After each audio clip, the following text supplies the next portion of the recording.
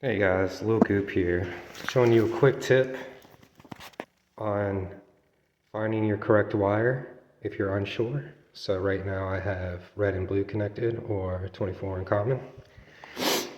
And if you're like me and your contractors don't label stuff, the best way to find out is through this method. So you see right here, I have it on this setting on my earpiece.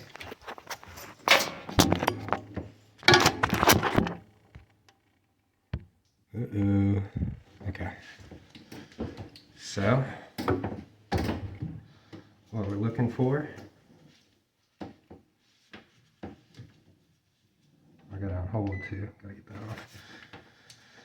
We have the red and blue connected over there. It's better to put it on your desired wire. So if you have two wires next to each other, it's better to have the one connected and then just test the two wires that are with each other.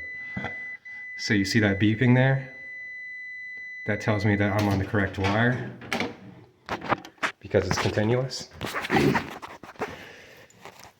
It would help to test your other wire just in case.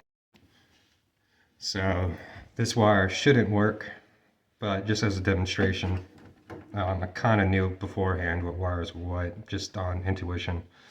But I'm touching them together, and no beeping, no nothing. So it's on this setting. I'm not exactly sure what to call that, omega, whatever, MFD. And this is just really handy instead of having to chase your wires and shit like that, which is like impossible in apartment complexes. There you go. As a quick aside though, this technique isn't completely infallible. If you have a short and two of your testing wires are touching on each other, you might get a false, beep connection. So you just got to keep that in mind. So if you have that's why I say test two wires, just in case you get a reading on it, and that way you could switch colors and figure it out that way. It happens, not very often, but just something to keep your eyes out for.